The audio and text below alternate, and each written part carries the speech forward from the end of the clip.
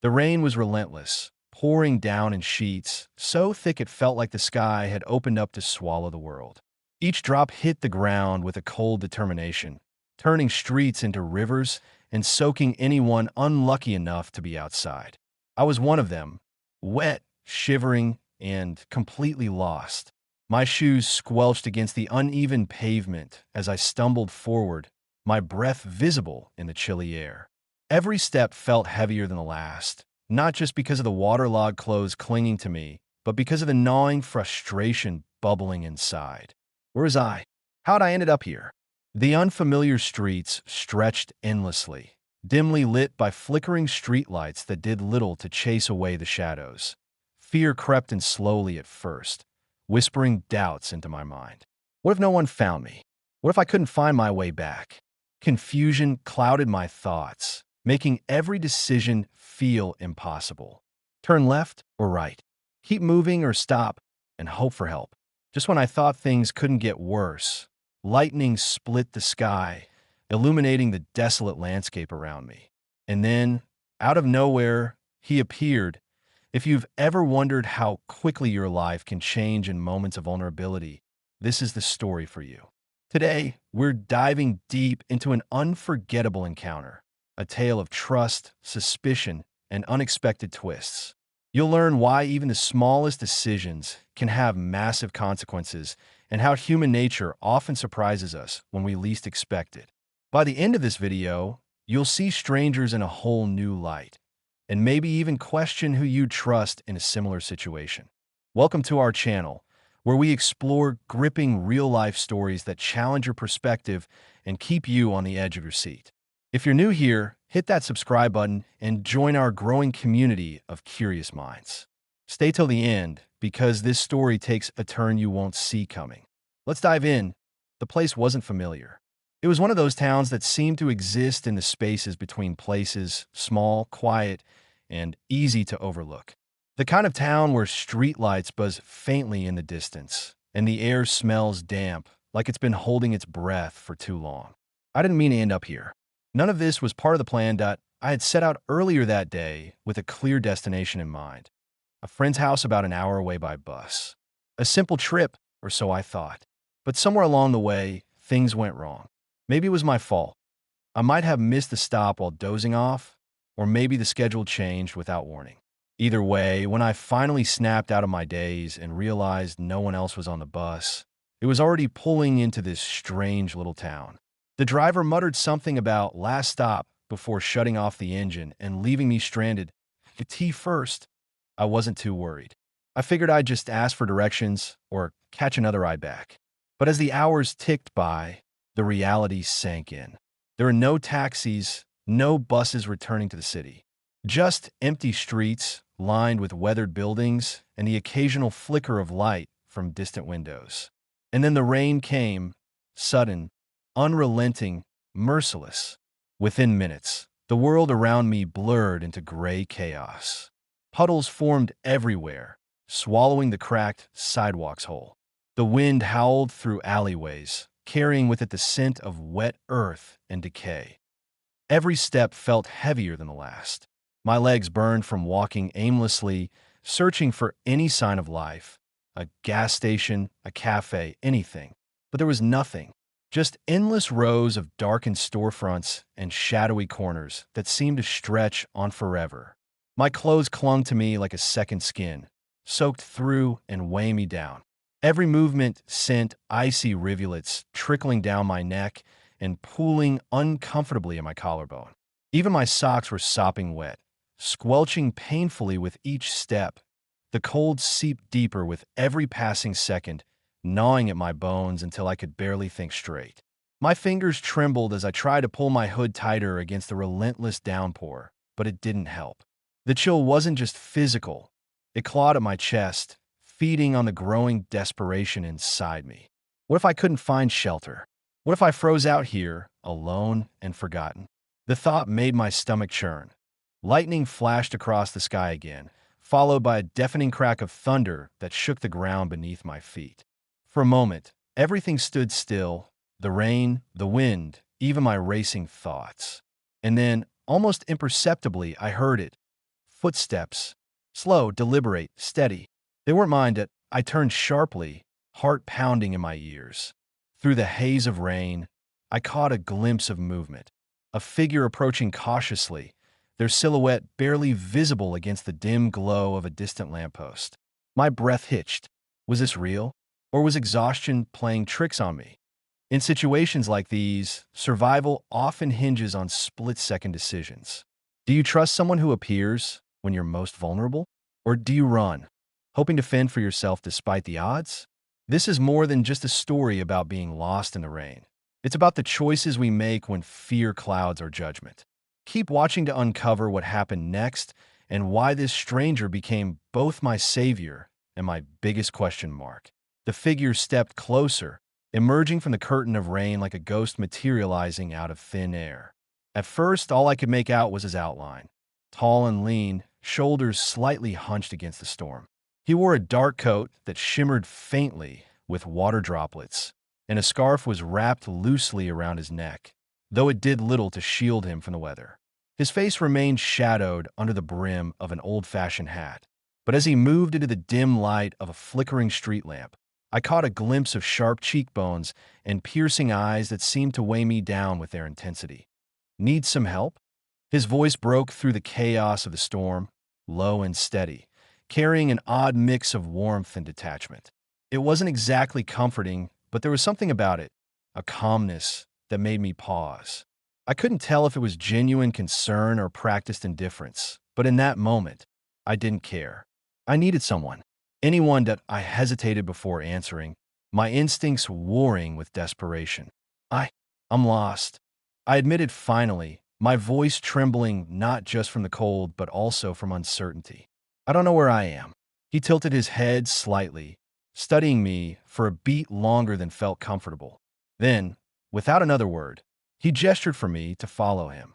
There was no grand offer of assistance, no reassurance, just a simple motion, almost dismissive. Part of me wanted to refuse, to cling stubbornly to what little independence I had left.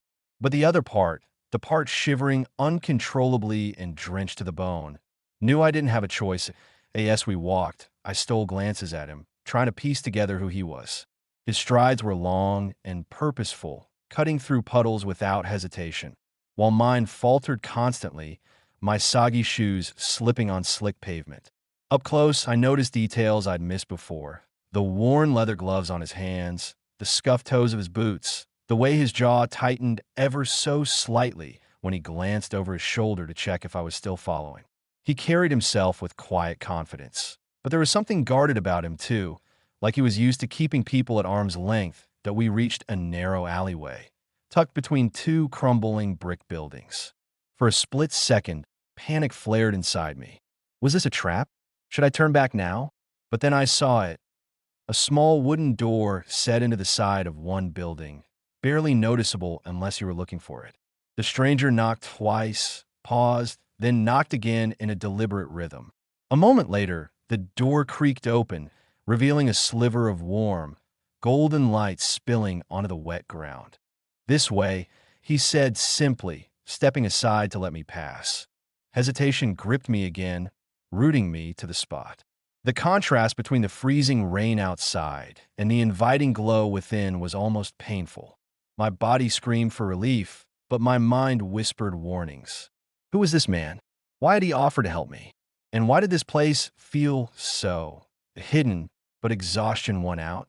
I ducked inside, brushing past him quickly, and immediately felt the difference. The air inside was dry and smelled faintly of wood smoke and something herbal, lavender maybe. A small fire crackled in the corner of the room, casting dancing shadows across the walls. An old armchair sat near the hearth, draped with a patchwork quilt, and a kettle whistled softly on a nearby stove.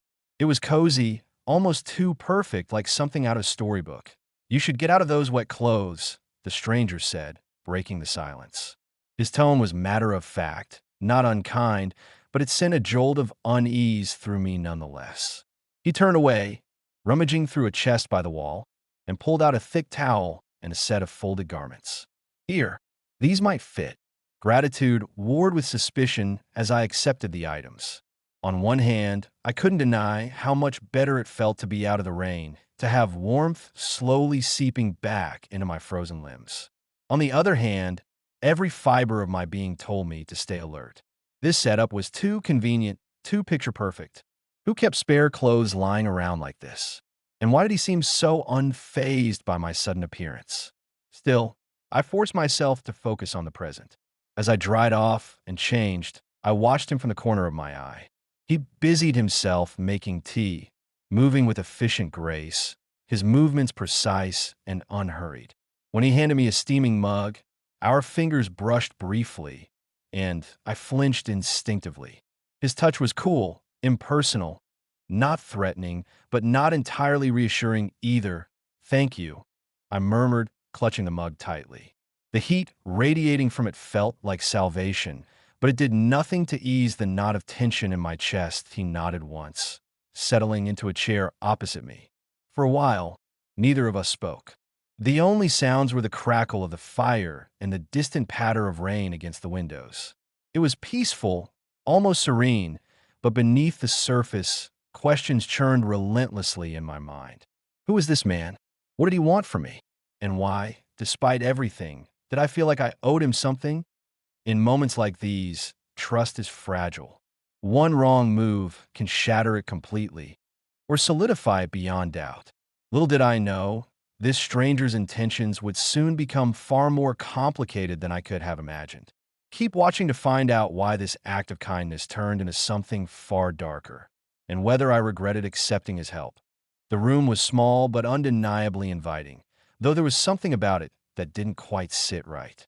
The walls were lined with bookshelves crammed full of old, leather-bound volumes, their spines cracked and faded from years of use. A few scattered candles flickered in glass jars, casting soft pools of light that danced across the uneven wooden floorboards. The air smelled faintly of cedar wood and something else, something metallic, almost sharp, that lingered just beneath the surface. It wasn't unpleasant, exactly, but it made my skin prickle. In the corner near the fire, a threadbare rug lay haphazardly on the ground, as if someone had tossed it there without much thought. Above it hung a painting I couldn't quite make out, a dark landscape shrouded in mist, with what looked like shadowy figures lurking at its edges.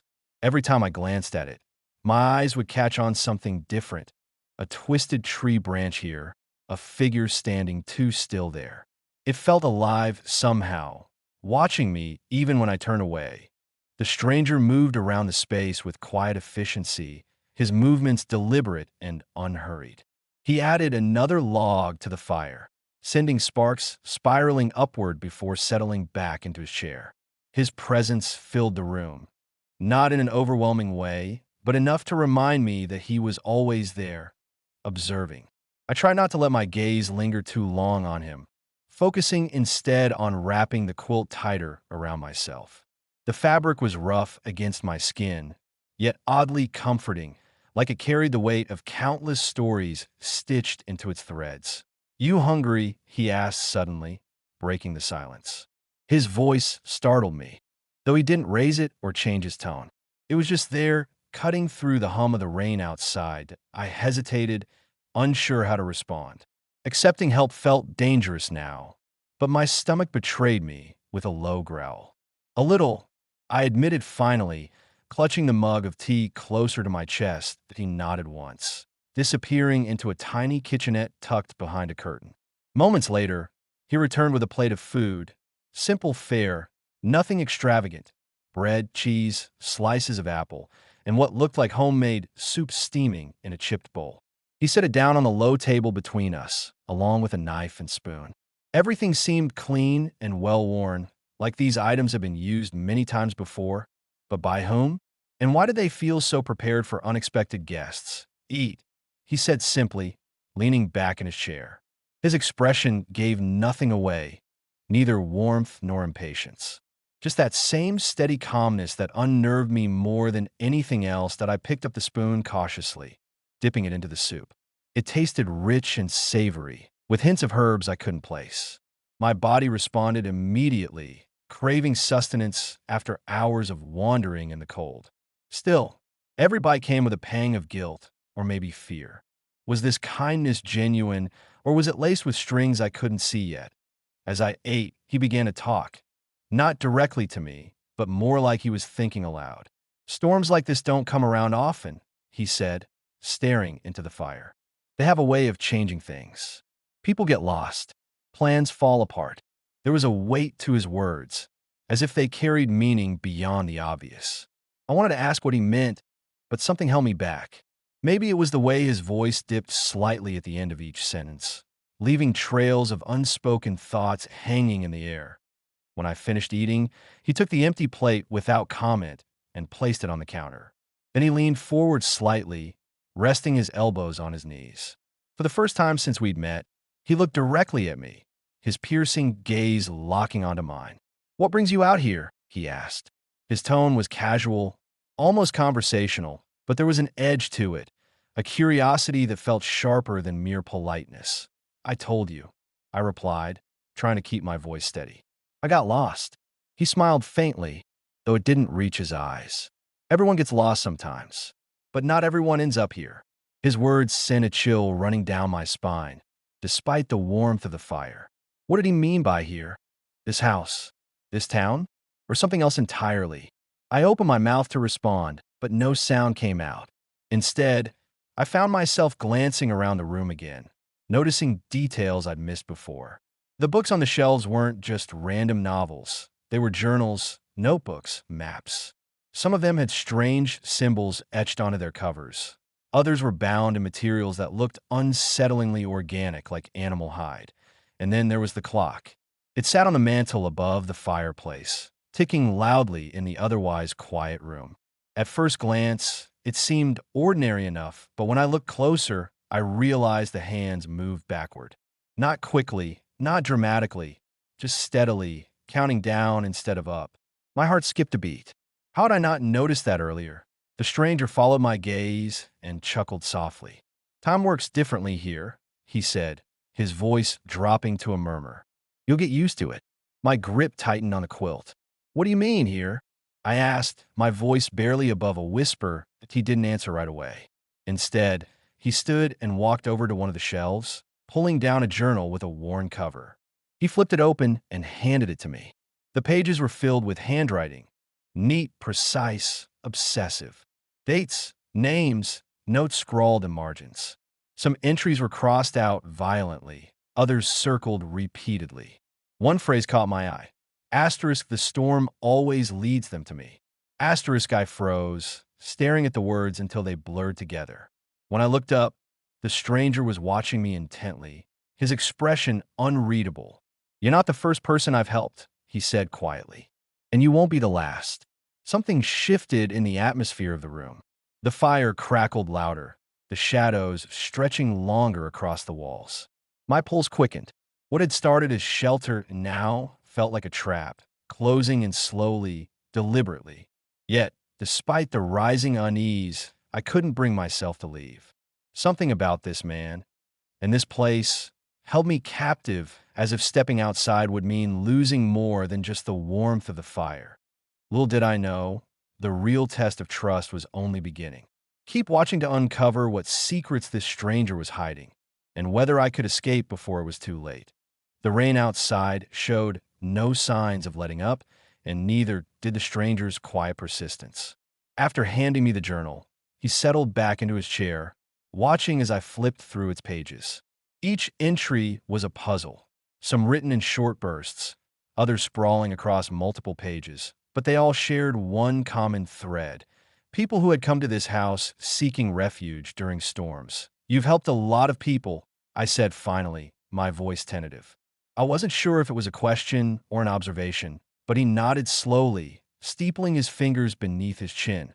"Not everyone makes it out," he replied cryptically, his gaze flickering toward the backward ticking clock on the mantel. "But those who do, well, let's just say they remember me." His words sent another shiver down my spine, but instead of fear, curiosity took hold. Who was this man, and why did he seem so detached from normalcy? I closed the journal and set it aside, meeting his eyes for the first time since we'd sat down. "What about you?" I asked. "Why are you here?" He leaned back his chair, exhaling deeply. For a moment, I thought he wouldn't answer. Then he spoke, his tone lighter than before, almost wistful. "I used to travel a lot, always chasing something, adventure, answers, maybe even trouble. But one day, I ended up here, same as you. Only difference is I never left." His admission caught me off guard.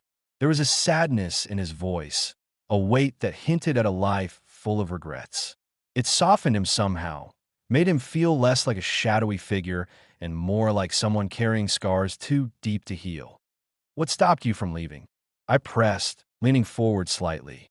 He smiled faintly, though it didn't reach his eyes. "Let's just say the storm has a way of keeping people where it wants them." Before I could ask what he meant, he changed the subject abruptly, gesturing toward the fire. "You strike me as someone with stories to tell. Most people who end up here do. So what's yours?" At first, I hesitated. Sharing personal details felt risky, especially with someone so enigmatic. But there was something disarming about the way he looked at me.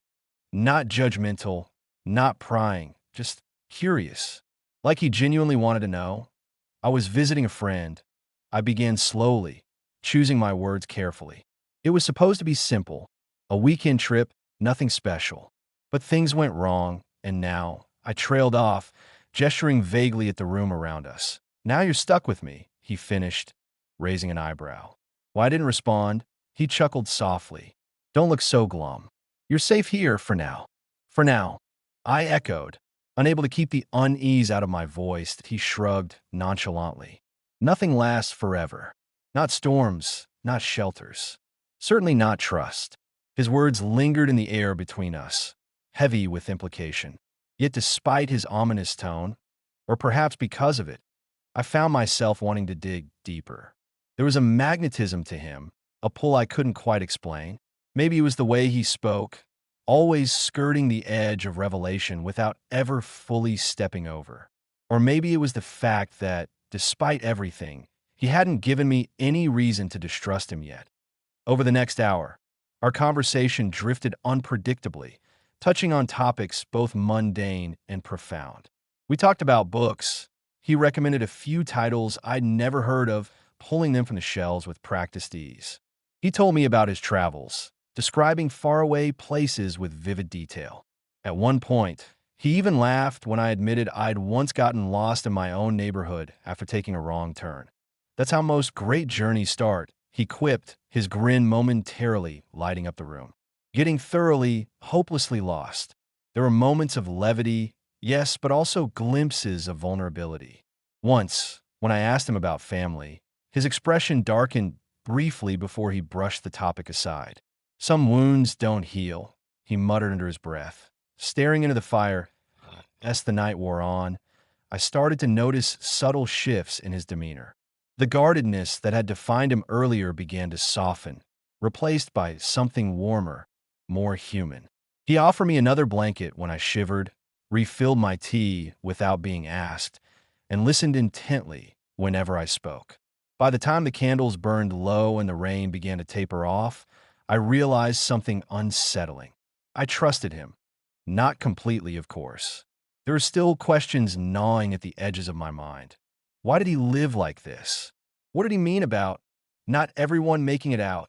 But for now, those doubts felt distant, overshadowed by the comfort of his presence. When I finally worked up the courage to thank him, his response surprised me. "Don't thank me yet," he said quietly, his gaze fixed on the dying embers of the fire. "Tomorrow will be harder than today." My stomach tightened at his words, but before I could ask what he meant, he stood and stretched, signaling the end of our conversation. "Get some rest," he instructed, pointing to the old armchair near the hearth. "You'll need it." As I curled up under the quilt, exhaustion finally overtaking me, I replayed the evening in my mind. His kindness, his cryptic warnings, his quiet intensity. It all added up to a man who defied easy explanation. Part of me wondered if I'd dreamed the entire encounter, conjured it out of desperation and fatigue. But the warmth of the fire and the steady rhythm of the rain outside reminded me otherwise. Sleep came fitfully, punctuated by fragments of dreams and the occasional creak of floorboards as the stranger moved about the house. Somewhere in the haze between wakefulness and slumber, I realized something unsettling. While I may have started to trust him, I still didn't know what his intentions truly were. Keep watching to uncover whether that trust was misplaced, and what price I might pay for believing in a stranger who seemed to know far more than he let on. Morning came reluctantly, the gray light of dawn filtering weakly through the rain-streaked windows. The fire had burned down to embers during the night, leaving the room colder than it had been before. I woke slowly, my body stiff from sleeping in the armchair, and blinked against the dull glow of daylight. For a moment, I forgot where I was, until I saw him. The stranger stood by the window, his silhouette framed by the pale light. He wasn't looking outside. Instead, he seemed focused on something in his hands. It took me a second to realize what it was. One of the journals from the shelves. His fingers traced the spine absently, as if he were lost in thought. When he noticed I was awake, he turned toward me, slipping the book back onto the shelf without a word. "Sleep well?" he asked, his tone casual but distant. I nodded, sitting up and rubbing my eyes. "Better than expected." He smiled faintly, though it didn't reach his eyes. "Good. You'll need your strength today." His words sent a flicker of unease through me, but I pushed it aside. Maybe it was just his way of speaking, cryptic, deliberate. After all, hadn't he helped me? Hadn't he offered shelter when I had nowhere else to go? Still, as the morning wore on, tiny cracks began to form in the illusion of safety he'd created. They weren't obvious at first, just little things that gnawed at the edges of my awareness. Like how he avoided answering certain questions, or how his gaze lingered too long when he thought I wasn't looking at tea breakfast, a simple meal of bread, cheese, and coffee. He mentioned needing to check on something outside. "Won't be long," he said, grabbing a lantern from the counter. But when he opened the door, I caught a glimpse of the backyard, or rather, the lack of one. Instead of grass or trees, there was only fog, thick and impenetrable, rolling endlessly like an ocean frozen in motion. "What's out there?" I asked, unable to hide the curiosity in my voice. He paused, his hand still gripping the doorknob. "Nothing you need to worry about," he replied evenly, stepping outside and closing the door behind him. The sound of the latch clicking into place echoed in the silence. My pulse quickened. Why had he been so evasive? And why did the fog feel unnatural? When he returned a few minutes later, he carried a bundle of herbs tied together with twine. He set them down on the table without explanation, brushing dirt off his gloves. "For the stew tonight," he said simply, as if that explained everything. But it didn't. Not really. Because now I couldn't stop thinking about the fog and the fact that he hadn't answered my question. Later, while he busied himself tidying up the kitchen, I wandered over to the shelves again. Something about those journals kept pulling me in, even though I knew I shouldn't pry. I ran my fingers along their spines, pausing at one with a cover stained dark brown, almost black. As I pulled it out, a scrap of paper fluttered to the floor. Bending down to pick it up, I froze. It was a map, but not like any map I'd ever seen. The lines were jagged, almost frantic, crisscrossing in ways that made no sense. In the center was a circle marked with an X, surrounded by symbols that looked eerily familiar. Where had I seen them before? I flipped the page over. On the back, written in shaky handwriting, were two words, "They come." A creak behind me made me whirl around. The stranger stood in the doorway, arms crossed, his expression unreadable. "Found something interesting?" he asked, his voice calm but edged with steel. I didn't mean to snoop," I stammered. Shoving the journal back on a shelf, he stepped closer, his boots making soft sounds against the wooden floor. "No harm done," he said, though his eyes told a different story. "Just remember, not everything here is meant for visitors." His choice of words stuck in my mind long after he walked away. Visitors. That's what he called me. Not a guest, not someone seeking help, but a visitor. Did others come here often? And if so, what happened to them? As the day dragged on, more inconsistencies surfaced. There was the clock on the mantel, its hands still ticking backward. Every time I glanced at it, I swore the numbers changed slightly, as if time itself were bending to his will. Then there was the painting above the fireplace. The shadowy figures in the mist seemed closer now, their shapes sharper, more defined. And then there were the noises. Faint scratching sounds coming from somewhere deep within the house, like nails dragging across wood. At first, I thought it was the wind, but when I asked him about it, he dismissed my concerns with a wave of his hand. Old houses settle, he said, avoiding my gaze, but old houses don't settle like that. By evening, doubt had taken root in my mind, spreading like ivy through every thought. Was this man truly helping me? Or was he hiding something far darker? The warmth of his hospitality clashed with the chill of unanswered questions, leaving me torn between gratitude and suspicion. Yet, despite everything, I stayed silent. Partly because I didn't want to offend him, and partly because I wasn't ready to confront the truth. Not yet. Keep watching to find out whether I uncover the secrets hidden in this strange house, or become another chapter in the stranger's mysterious journal. It was late afternoon when the turning point came.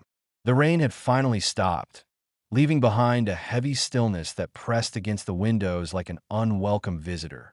I sat by the fire, staring into its flickering flames, trying to piece together the fragments of unease swirling in my mind.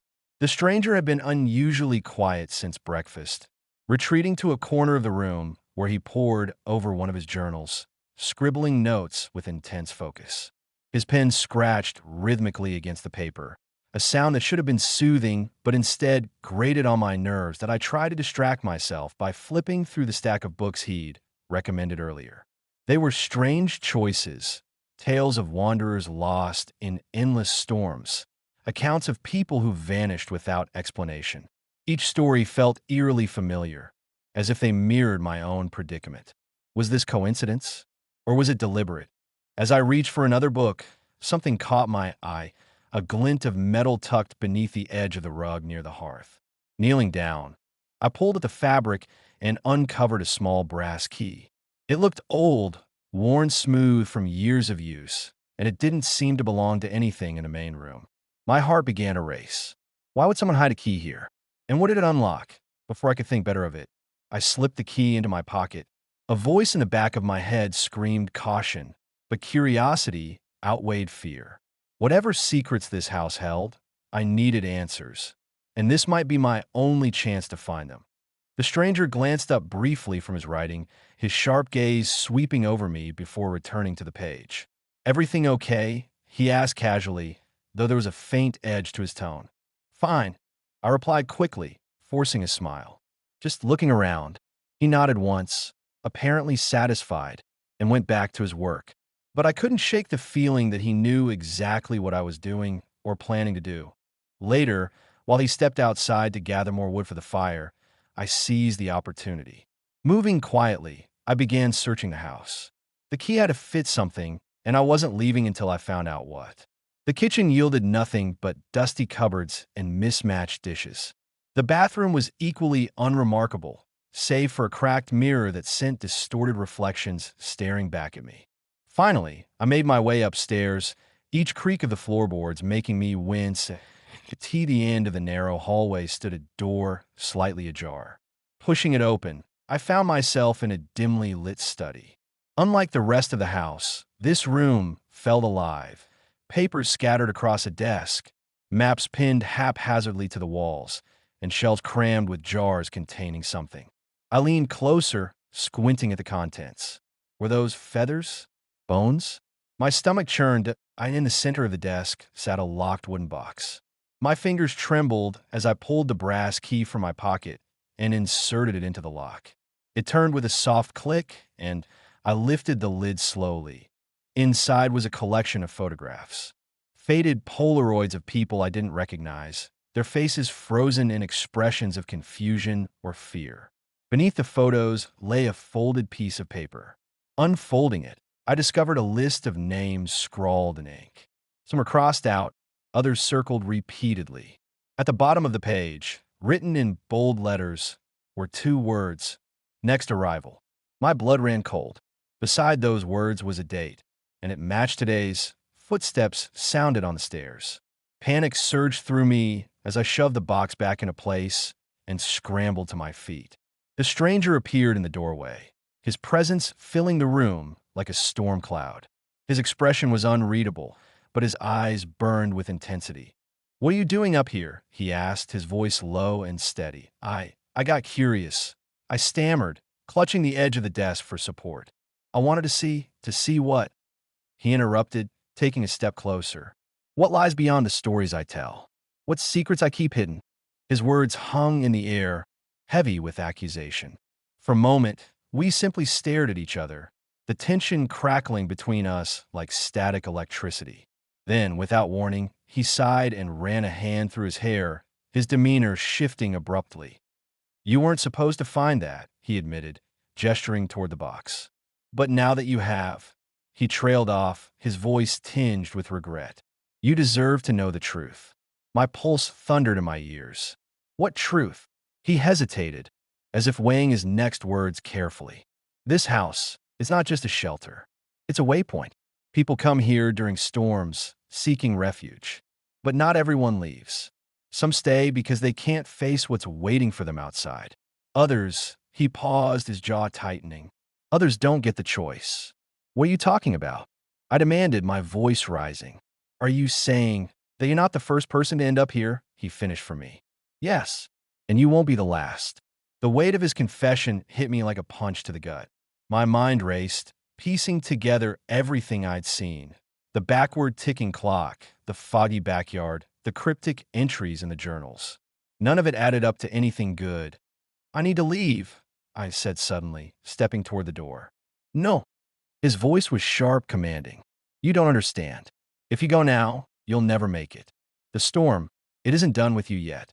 His words froze me in place. "What do you mean?" He closed the distance between us, his expression urgent. "The storm brought you here for a reason. To escape it, you'll have to trust me completely. But if you run," he let the sentence hang unfinished, his meaning clear. "Trust him, or risk becoming another name on his list." The weight of his words pressed down on me, but I couldn't stay. Not now. Not after everything I'd seen. My mind raced as I tried to formulate a plan, each thought colliding with the next in a chaotic scramble for survival. The stranger stood between me and the door, his presence both intimidating and suffocating. I had to act fast or risk losing my chance entirely. "I'm not staying," I said firmly, though my voice trembled. "I don't care what you say. I'm leaving." His eyes narrowed, and for a moment, I thought he might try to stop me. But instead, he stepped aside, his expression unreadable. "Suit yourself," he muttered, turning back toward the desk. "But remember, you won't get far." His casual dismissal unnerved me more than anger or aggression would have. Was he that confident I wouldn't make it? Or was this all part of some twisted game? Heart pounding, I slipped past him and hurried downstairs. Every step felt like a betrayal of the fragile trust we'd built over the past day. Guilt clawed at the edges of my resolve, but fear pushed me forward.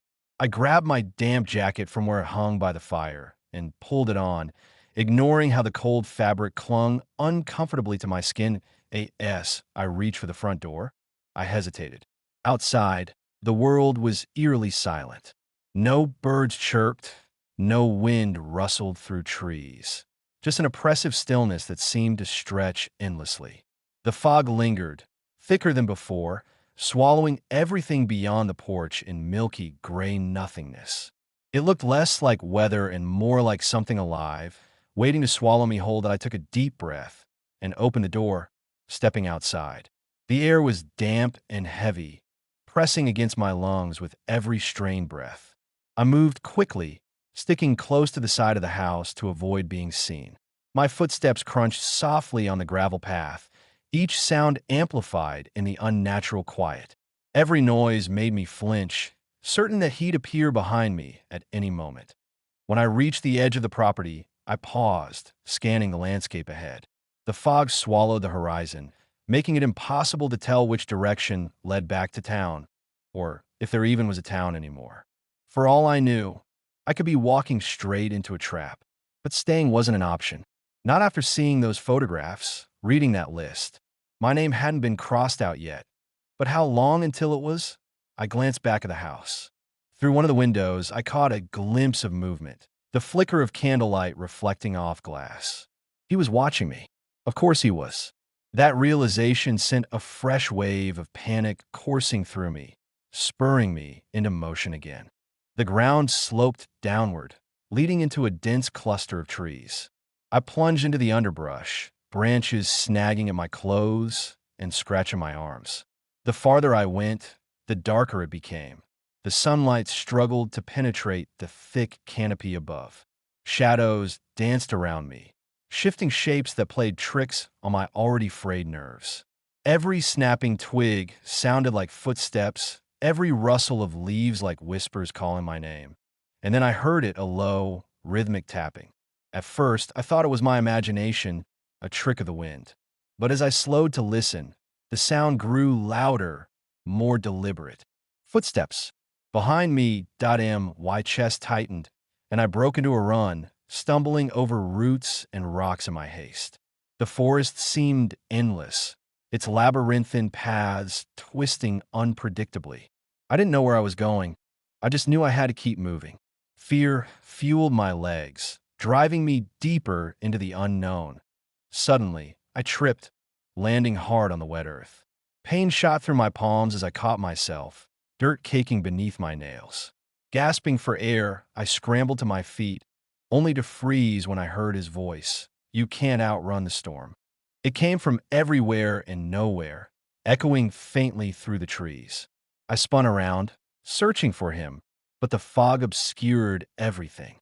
His silhouette materialized briefly in the distance, standing unnaturally still among the shadows. Then, just as quickly, he vanished. Panic surged anew, choking me with its intensity. I turned and ran again, blind to anything but the desperate need to escape. Tears blurred my vision, mixing with the sweat dripping down my face. My lungs burned, my legs screamed for relief, but I didn't dare stop. Then, abruptly, the ground gave way beneath me. I cried out as I tumbled down a steep embankment, rolling uncontrollably until I landed in a heap at the bottom. Dazed and disoriented, I lay there for a moment, staring up at the sky through the thinning fog. My body ached, my head throbbed. And worst of all, I realized I had no idea where I was anymore. A shadow loomed over me, blocking out the light. I blinked, trying to focus, and saw him standing at the top of the slope.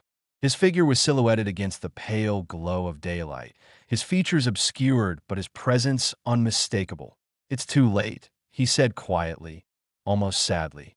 "You should have stayed." He started descending toward me, his movements slow and deliberate. Panic clawed at my throat, but exhaustion rooted me to the spot. I wanted to fight, to scream, to do something, but my body refused to obey. All I could do was watch as he approached, closer and closer, until he stopped just a few feet away. "Why are you doing this?" I whispered, my voice trembling with desperation, but he knelt beside me, his gaze piercing. "Because sometimes," he said softly, "the storm doesn't let go." His words hung in the air, heavy and final. "Because sometimes the storm doesn't let go." I stared up at him, my chest heaving with ragged breaths, my mind racing to make sense of everything. Was this it? Had I stumbled into some kind of trap? A game where I was never meant to win? Or was there more to his cryptic warning than met the eye? He reached out, not to grab me, but to brush dirt from my cheek. The gesture was oddly gentle, almost tender, which only deepened my confusion. This man wasn't what he seemed. But what was he? "You think I'm dangerous," he said, his voice low and steady. It wasn't a question. Shouldn't I? I shot back, my voice cracking under the weight of fear and exhaustion. For a moment, he didn't answer. He sat back on his heels, studying me as if weighing his next words carefully. Then, with a sigh, he began to speak, not defensively, but matter-of-factly, like he was explaining something inevitable. "I told you before, people come here during storms. Some leave, others stay, but none of them are random." "What do you mean?" I demanded, though part of me already suspected the truth. "The storm chooses them," he said simply. "And it brings them here for a reason." My stomach churned. "You're saying the storm is alive?" He nodded once, his expression grim. Not just alive, hungry. It feeds on fear, despair, regret, all the things that weigh us down. When someone gets lost in it, they're not just wandering aimlessly. They're being hunted. The pieces started falling into place, clicking together like fragments of a puzzle I hadn't realized I was solving. The backward ticking clock, the fog that felt unnatural, the journals filled with names and the ones crossed out, the people in your books, I whispered, dread pooling in my gut. What happened to them?